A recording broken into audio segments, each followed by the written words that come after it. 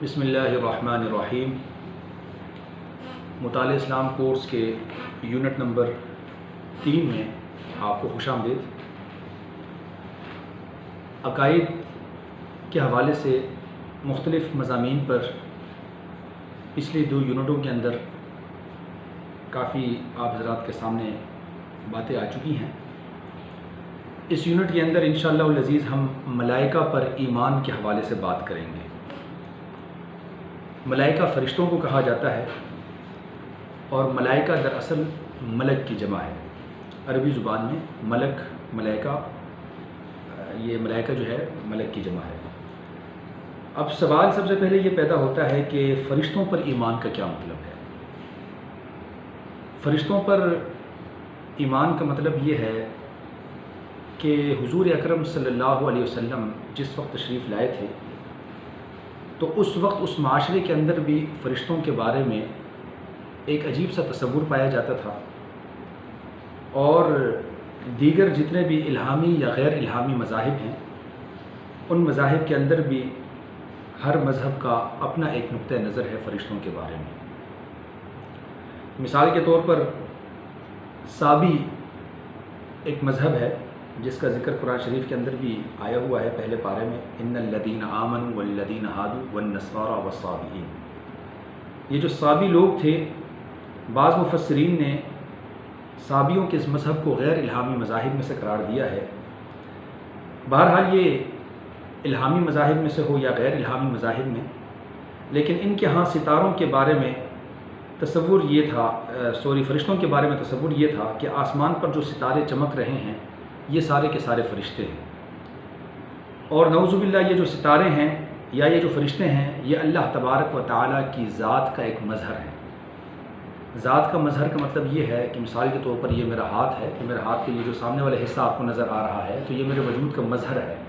نظر آ رہا ہے آپ کو۔ تو اسی طریقے سے ستاروں کے بارے میں ان کے ہاں یہ نظریہ پایا جاتا تھا۔ نعوذ باللہ اللہ تبارک و تعالیٰ کے لیے فرشتوں کو گویا کہ اللہ کی ذات کا ایک حصہ قرار دیا جاتا تھا۔ اسی طریقے سے جب ہم یونانی یا مصری تہذیب کا مطالعہ کرتے ہیں تو وہاں بھی فرشتوں کے بارے میں ایک دوسرا تصور پایا جاتا تھا۔ ان کے ہاں تصور یہ تھا کہ اس کائنات کا جو نظام چل رہا ہے وہ کچھ عقلیں ہیں، اور وہ عقول ہیں، عقل کہتے ہیں جیسے کہ ہم سوچتے ہیں، ہم کہتے ہیں جناب عقل سے کام لیں۔ تو ان کے ہاں تصور یہ تھا کہ کچھ عقلیں ہیں جن کی اپنی کوئی شکل نہیں ہے، کوئی جسم نہیں ہے، اور وہی عقلیں ساری کائنات کا نظام چلا رہی ہیں، اور پھر ان عقلوں کا ان لوگوں نے کچھ سربراہ 10 عقل مقرر کر دیے تھے جن کو عربی زبان کے اندر عقول عشرہ کہا جاتا ہے۔ تو بہرحال ان عقول عشرہ کو بھی انہوں نے اللہ تبارک و تعالیٰ کے ساتھ قدرت اور اختیار کے اندر گویا کہ شریک قرار دے دیا تھا۔ اسی طریقے سے جب پارسی تہذیب کا ہم مطالعہ کرتے ہیں، مجوسی مذہب کا، پارسی بھی ہم کہہ سکتے ہیں، مجوسی بھی کہہ سکتے ہیں، جو کہ در حقیقت آتش پرست تھے، تو ان کے ہاں تصور یہ تھا کہ نیکیوں کے بارے میں، نیکی کے کام پر اکسانے والے الگ فرشتے ہیں اور بدی کے کام پر اکسانے والے الگ فرشتے ہیں، اور یہ جو نیکیوں والے فرشتے ہیں ان کے سربراہ کا نام یزدہ ہیں، اور یہ جو بدی کے فرشتے ہیں ان کے سربراہ کا نام اہرمن ہے۔ اور یہ یزدہ اور اہرمن ان دونوں فرشتوں کے لشکروں کا آپس میں ایک چپکلش کا سلسلہ شروع ہے، اور یہی فرشتے ہیں جو انسان کو بدی یا نیکی پر اکساتے رہتے ہیں۔ تو گویا کہ انہوں نے یہاں پر اس تہذیب کے اندر بھی اگر آپ غور کریں تو اللہ تبارک و تعالیٰ کا جو کی قدرت اور جو اختیار ہے، اس اختیار کے اندر گویا کہ فرشتوں کو بھی ان لوگوں نے شریک کر دیا تھا۔ اسی طریقے سے اب ہم آتے ہیں الہامی مذاہب کی طرف، یہودیت کی طرف ہم آئیں تو یہودیت کے اندر بھی فرشتوں کے بارے میں جو تصور موجود ہے وہ یہ ہے کہ فرشتے قدرت اور اختیار میں، اور اسی طریقے سے جو اللہ تبارک و تعالیٰ کے ایک نظام چل رہا ہے اس میں وہ اللہ تبارک و تعالیٰ کے نعوذ باللہ شریک ہیں۔ اور پھر عیسائی مذہب کا مطالعہ کریں تو تقریباً عیسائی مذہب کے اندر تو روح القدس کے بارے میں جو تصور پایا جاتا ہے وہ تو نعوذ باللہ اللہ کے جنس میں سے قرار دیتے ہیں، اور اسی طریقے سے دیگر فرشتوں کو اللہ کی بیٹیاں قرار دیتے ہیں۔ تو یہ سیدھی سادھی بات ہے کہ اللہ کے لیے کسی مخلوق کو بیٹا یا بیٹی قرار دے دیا جائے تو اس کا مطلب یہ ہے کہ اللہ کے اختیارات اور اللہ کی طاقت جو ہے اس نسل کے اندر نعوذ باللہ منتقل ہو گئی، اور جب وہ نسل کے اندر منتقل ہو گئی تو اس کا مطلب یہ ہے کہ اللہ تبارک و تعالیٰ کے ساتھ ساتھ نعوذ باللہ جس کو نسل قرار دیا جا رہا ہے اس نسل کے اندر بھی وہ طاقتیں منتقل ہوں گی. جیسا کہ ایک انسان ہے، انسان سے انسان ہی پیدا ہوتا ہے تو انسان والی صفات اس کے اندر منتقل ہوتی ہیں. تو اللہ کے لیے اگر اولاد ان لوگوں نے تسلیم کر لیا فرشتوں کو تو گویا کہ اللہ تبارک و تعالیٰ کی صفات پھر فرشتوں کے اندر منتقل ہو گئی. جیسا کہ سورہ کہف کے اندر اللہ تبارک و تعالیٰ نے فرمایا کہ بہت بڑی بات یہ اپنی زبانوں سے نکال رہے ہیں اور اللہ تبارک و تعالیٰ ان چیزوں سے پاک ہے. تو بہرحال یہ جتنے بھی ہم نے بات کی ہے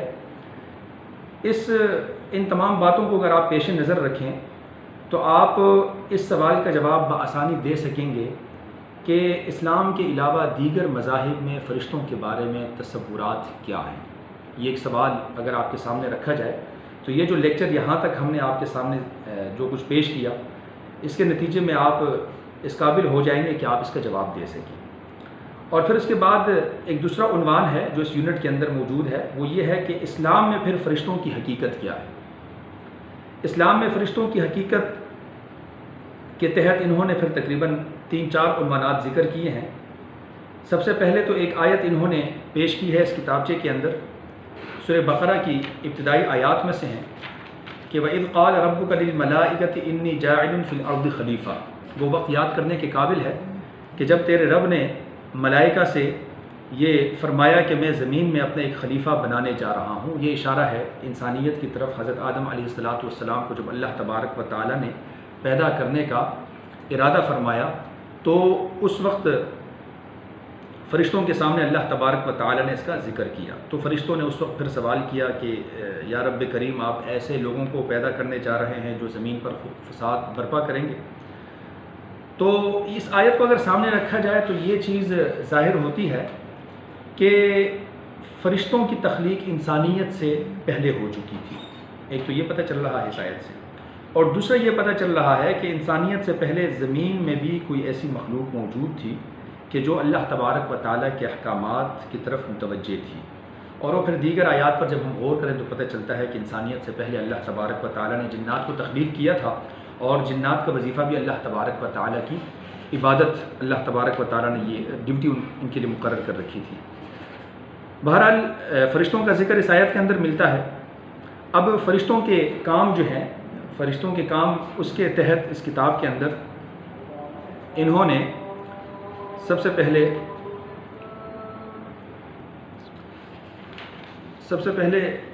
قبل اس کے کہ ہم اس طرف آئیں کہ فرشتوں کے کام اسلامی نقطہ نظر سے کیا کیا ہیں، آپ اب یہ جو لیکچر کا دوسرا حصہ ہے جو آخری پارٹ ہے کہ اسلام میں فرشتوں کی اصل حقیقت کیا ہے، اس کے تحت آپ یہ جواب دے سکیں گے کہ اسلام میں فرشتوں کی حقیقت یہ ہے کہ فرشتے غیر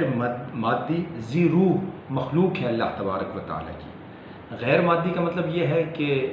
آپ مادیتی طور پر ان کو دیکھ نہیں سکتے. مادی چیزیں وہ کہلاتی ہیں جن کو آپ اپنے مشاہدے میں لا سکتے ہیں، آپ دیکھ سکتے ہیں. تو فرشتے جو ہے وہ نظر نہیں آتے. اور ذی روح کا مطلب یہ ہے کہ باقاعدہ ایک روح والی یہ مخلوق ہے. اور تیسری چیز فرشتوں کی خصوصیت اسلامی نقطہ نظر سے یہ ہے کہ فرشتے اپنی مرضی سے کچھ نہیں کر سکتے، یعنی کہ ان کے اندر قوت ارادی نہیں موجود.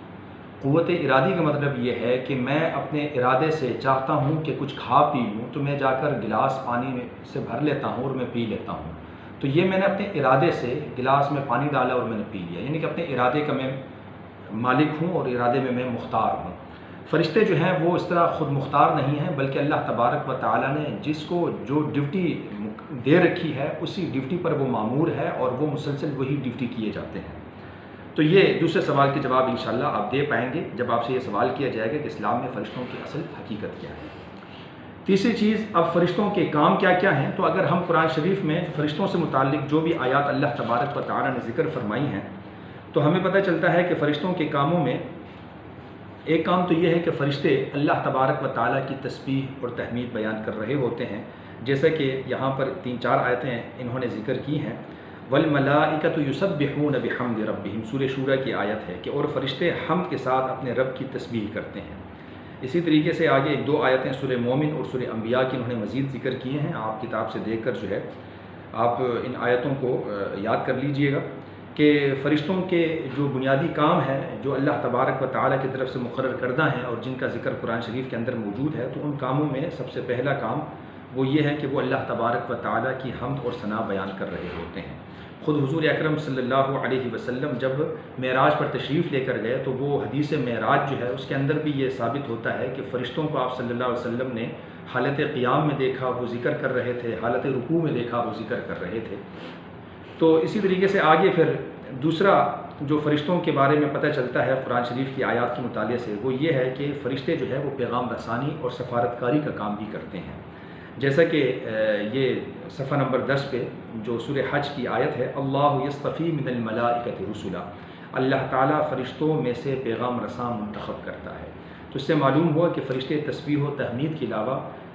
اللہ تبارک و تعالیٰ کے لیے پیغام رسانی کا کام بھی کرتے ہیں۔ اسی طریقے سے تیسرے نمبر پر ہم یہ دیکھتے ہیں کہ کچھ فرشتے ایسے ہیں کہ جن کو اللہ تبارک و تعالیٰ نے انسان کی روح کو قبض کرنے کے لیے مقرر کر رکھا ہے، جس کا ذکر قرآن شریف کے اندر سورہ سجدہ کے اندر موجود ہے، قُلْ يَتَوَفَّاكُم مَلَكُ الْمَوْتِ الَّذِي وُكِّلَ بِكُم۔ ٹھیک ہے جی، کہہ دیجئے کہ موت کا فرشتہ جو تم پر مقرر ہے وہ تم پر موت طاری کرتا ہے۔ ہم دیکھتے ہیں ظاہری اسباب میں سے ایکسیڈنٹ ہو جاتا ہے، کسی کا ہارٹ اٹیک ہو جاتا ہے، کسی کا کچھ ہو جاتا ہے، گولی لگنے سے ایک انسان انتقال کر جاتا ہے۔ تو ہم ظاہری اسباب کو دیکھ رہے ہوتے ہیں، لیکن انہی اسباب کے پیچھے کچھ اسباب ایسے بھی ہیں جو ہمیں نظر نہیں آ رہے، اور وہ اسباب در حقیقت اللہ تبارک و تعالیٰ کی طرف سے مقرر کردہ فرشتے ہیں جو انسان کی روح قبض کر رہے ہوتے ہیں۔ تو چوتھے نمبر پر جو فرشتوں کے کام جو قرآن شریف کی آیات کے مطالعے سے ہمیں پتہ چلتا ہے وہ یہ ہے کہ اللہ تبارک و تعالیٰ کی طرف سے ہر ایک انسان کے لیے کچھ نہ کچھ تقدیر مقرر ہے، اور وہ تقدیر کا کام سر انجام دینے کے لیے اللہ تبارک و تعالیٰ نے فرشتوں کو مقرر کر رکھا ہوتا ہے۔ بظاہر ایک انسان جو ہے وہ یہ تدبیر کرتا ہے کہ میں یہاں سے اٹھوں گا، میں گھر جاؤں گا، لیکن وہ گھر نہیں جا پاتا۔ اس کی اپنی تدبیر یہ ہوتی ہے کہ میں گھر پہنچوں گا، لیکن بیچ میں پھر کچھ ایسی تدبیریں آ جاتی ہیں۔ اللہ تبارک و تعالیٰ کے فرشتے جو ہے جن کو اللہ تبارک و تعالیٰ نے مقرر کر رکھا ہے وہ اپنا کام انسان پورا نہیں کر پاتا۔ تو یہ جو تدبیر کے کام سر انجام دیتے ہیں تو یہ بھی کچھ فرشتے کر رہے ہوتے ہیں۔ پانچویں نمبر پر کچھ فرشتے ایسے بھی ہیں کہ جو ایک انسان کے جو اعمال وہ کر رہا ہوتا ہے ان اعمال کو وہ دیکھ رہے ہوتے ہیں، ان کو نوٹ کر رہے ہوتے ہیں۔ تو سورہ انفطار کے اندر کرامن کاتبین کے ساتھ ایسے فرشتوں کا ذکر موجود ہے۔ اسی طریقے سے کچھ فرشتے ایسے بھی ہیں کہ جو اللہ کے نیک بندوں پر رحمتوں کے نزول کی دعا کرتے ہیں، اور اسی طریقے سے جو بدکار ہوتے ہیں ان پر لعنت بھیجتے ہیں۔ تو احادیث کے مطالعے سے یہ پتہ چلتا ہے۔ ساتویں نمبر پر پھر یہ بھی پتہ چلتا ہے کہ کچھ فرشتے جو رزق پر مقرر ہے کہ انسان تک رزق پہنچاتے ہیں، اور کچھ فرشتے ایسے ہیں کہ جو جنت کے دروازے پر بطور نگہبان کے کھڑے ہیں، جن کو ایک نگہبان کا نام رضوان ہے، قرآن شریف کے اندر اس کا ذکر ہے۔ اور اسی طریقے سے کچھ فرشتے ایسے ہیں جو کہ جہنم کے داروغے کی ڈیوٹی سر انجام دے رہے ہوتے ہیں۔ تو یہ جو ہے تیسرا جو عنوان تھا کہ اسلامی نقطہ نظر سے فرشتوں کے کام کیا کیا کچھ ہیں، تو اس عنوان کے تحت آپ جب اس لیکچر کو توجہ کے ساتھ سماعت کریں گے تو انشاءاللہ اس کا جواب دینے کے بھی قابل ہو جائیں گے۔ اب آگے ایک اور عنوان ہے، وہ یہ ہے کہ ملائکہ کے وجود کی عقلی دلیل کیا ہے۔ اس کی ضرورت اس وجہ سے پیش آئی کہ آج کل کی دنیا جو ہے وہ انتہائی مادیت پرست دنیا ہے۔ آج کل لوگوں کی سوچ ایسی ہے کہ جو کسی مذہب پر جب یقین نہیں رکھتے اور دہریت کے وہ قائل ہوتے ہیں تو پھر وہ یہ سوال کرتے ہیں کہ جناب فرشتے جو ہیں وہ ہمیں جب نظر نہیں آتے، ان کو ہم چھو نہیں سکتے، ان کو ہم سن نہیں سکتے، تو پھر ہم ان کے وجود کو کیسے تسلیم کریں۔ تو اس کا جو سب سے پہلا جواب ہے وہ یہ ہے کہ فرشتے جو ہے اگر وہ نظر نہیں آتے تو کیا یہ کوئی کلی اصول ہے کہ جو چیز نظر نہ آ رہی ہو تو اس کا کوئی وجود بھی نہیں ہے؟ یعنی کہ کسی چیز کا نظر نہ آنا اس کے وجود کے نہ ہونے کی کوئی دلیل نہیں ہے۔ اور دوسرا یہ ہے کہ کچھ چیزیں ایسی ہوتی ہیں کہ جو ایک طویل تجربے پر مبنی ہوتی ہیں۔ چاند پر کچھ ہی انسان گئے ہوں گے اور واپسی آ کر انہوں نے اپنی رپورٹ پیش کی ہے، اور آج تک ہم سب اس پہ یقین کر رہے ہیں۔ تو اسی طریقے سے فرشتوں کے وجود کا قائل انسانیت بہت پہلے سے رہی ہے۔ مختلف مذاہب کا میں نے شروع میں ذکر کیا، وہ سارے کسی نہ کسی طور پر فرشتوں کے وجود کے قائل تھے۔ مسئلہ یہ تھا کہ انہوں نے اللہ تبارک و تعالیٰ کی ذات یا صفات کے اندر ان کو شریک کر دیا تھا۔ لیکن اگر صرف اسی عنوان کے تحت دیکھا جائے کہ فرشتوں کے وجود کے وہ قائل تھے اور آج تک دنیا اس کے قائل چلی آ رہی ہے، تو ہم چاند کے معاملے میں کچھ انسانوں پر اگر بھروسہ کر سکتے ہیں تو پھر فرشتوں کے وجود کے حوالے سے یہ جو طویل تر تجربات پر مبنی ایک انسانیت کے تصورات چلے آ رہے ہیں ان پر ہم یقین کیوں نہیں کر سکتے۔ اسی طریقے سے پھر تیسرا ایک نقطہ یہ ہے کہ ہم بہت ساری چیزوں کے اندر یہ تقسیم کرتے ہیں کہ یہ جاندار ہے اور یہ غیر جاندار ہے۔ جانداروں کے بارے میں ہم پھر یہ تصور قائم کر لیتے ہیں کہ یہ ذی روح جاندار ہیں، ان کے اندر روح ہے اور روح کی وجہ سے یہ لوگ اپنے ارادے سے حرکت کرتے ہیں، اپنے ارادے سے کھا پی لیتے ہیں۔ لیکن جو غیر جاندار ہیں تو ان کے بارے میں یہ سوال پیدا ہوتا ہے، مثلا ہوا ہے، اس کو تو ہم جاندار کے اندر شمار نہیں کرتے، لیکن ہوا تو چلتی ہے، سورج جو ہے وہ تو طلوع ہوتا ہے، وہ غروب ہوتا ہے، ہر ایک چیز اپنے مقررہ مدار پر گردش کر رہی ہے۔ تو یہ جو چیزیں اپنی ڈیوٹیاں سر انجام دے رہی ہیں تو ان کے پیچھے بھی کچھ نہ کچھ عوامل کار فرما ہیں، اور وہ عوامل کیا ہیں؟ تو ان عوامل کے بارے میں جن کو ہم تلاش کر رہے ہیں وہ عوامل وہی فرشتے ہیں کہ جو اللہ تبارک و تعالیٰ کے حکم سے وہ سارے کام سر انجام دے رہے ہوتے ہیں۔ اسی طریقے سے اس کتاب کے اندر انہوں نے اور بھی کافی زیادہ مثالیں دے رکھی ہیں۔ بہرحال یہ 3-4 نقطے جو ہم نے بیان کیے ہیں، ان نقطوں کو صحیح طور پر سمجھ لینے کے بعد آپ اس سوال کا بھی جواب دے پائیں گے کہ ملائکہ کے وجود کی عقلی دلیل کیا ہے۔ اس کے بعد پھر انہوں نے اگلا جو عنوان مرتب کیا ہے وہ یہ ہے کہ اب ایمان بالملائکہ کا مقصد اور اہمیت کیا ہے، جس کی طرف ہم نے شروع میں اشارہ کیا تھا۔ ایمان بالملائکہ یعنی کہ ملائکہ پر ایمان لانے کا مقصد یہ ہے کہ جس طریقے سے سابقہ ادوار میں اور سابقہ مذاہب کے اندر فرشتوں کے بارے میں جو تصورات تھے اور نعوذ باللہ اللہ تبارک و تعالیٰ کی ذات کے ساتھ اور صفات میں ان کو شریک کیا جا رہا تھا، اسلامی نقطہ نظر سے مکمل طور پر واضح کر دیا گیا کہ فرشتے بھی اللہ کی مخلوق ہیں اور اللہ کے حکم کے پابند ہیں، اور فرشتوں کے اندر کوئی ایسی طاقت موجود نہیں ہے کہ وہ فرشتے نعوذ باللہ اللہ تبارک و تعالیٰ جیسی قدرت اور اختیارات کے وہ مالک ہوں۔ تو یہ ایمان بالملائکہ کے بارے میں یہ تصور ہمارے دلوں میں ہونا چاہیے۔ اس کے بعد پھر چند فرشتوں کا ذکر کہ جن کا خصوصیت کے ساتھ قرآن شریف کے اندر ذکر کیا گیا ہے، وہ ہے جبریل علیہ السلام کا ذکر ہے، اسی طریقے سے میکائیل علیہ السلام کا ذکر ہے، اور کچھ یہودیوں نے حضور اکرم صلی اللہ علیہ وسلم کے پاس آ کر یہ کہا تھا کہ ہماری جبریل سے نہیں بنتی، ہمیں ہماری جبریل سے دشمنی ہے، کیونکہ جبریل علیہ السلام نے بجائے اس کے کہ بنی اسرائیل میں آخری جو وحی ہے وہ ہم میں سے کسی بندے پر اتارے اور لا کر اس نے بنو اسماعیل میں یعنی کہ آپ پر انہوں نے وحی اتار دی۔ اور اسی طریقے سے ان لوگوں کا ایک کہنا یہ بھی تھا کہ میکائیل علیہ السلام یہ اچھے فرشتے ہیں اور ہم ان کی مانیں گے۔ تو ان کا ذکر چونکہ قرآن شریف کے اندر موجود ہے تو اللہ تبارک و تعالیٰ نے ان کا ذکر کرتے ہوئے فرمایا کہ ان کی ڈیوٹیاں کیا کچھ ہیں، وہ اس کتاب کے اندر انہوں نے ذکر کیا ہے۔ اسی طریقے سے ہاروت اور ماروت کا ذکر موجود ہے۔ ہاروت و ماروت یہ 2 فرشتے تھے جن فرشتوں کو اللہ تبارک و تعالیٰ نے کچھ علم سکھلا کر دنیا کے اندر بھیج دیا تھا،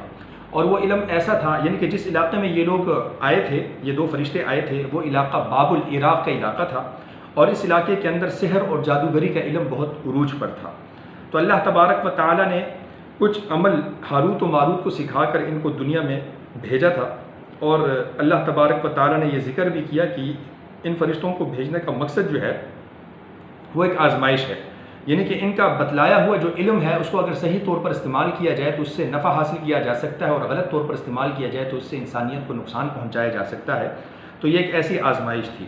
اور اس آزمائش میں اللہ تبارک و تعالیٰ کا کفر نہ کرنے کی تلقین بھی کی گئی تھی۔ تو یہ ہاروت و ماروت کا واقعہ ہے جن کا ذکر اس کتاب کے اندر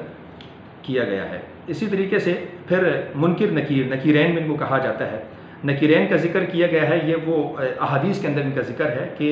یہ قبر کے اندر باقاعدہ ایک شخص جب انتقال کر جاتا ہے تو پھر قبر میں مردے سے آ کر سوال و جواب کرتے ہیں اور اللہ تبارک و تعالیٰ کے بارے میں پوچھتے ہیں کہ بتاؤ تیرا رب کون ہے، اور پھر حضور اکرم صلی اللہ علیہ وسلم کی شبیہ مبارک جو ہے وہ سامنے ظاہر ہوتی ہے، اور پھر اشارہ کر کے کہتے ہیں کہ اس شخص کے بارے میں آپ کا کیا خیال ہے۔ تو منکر نکیر ان کا ذکر بھی موجود ہے۔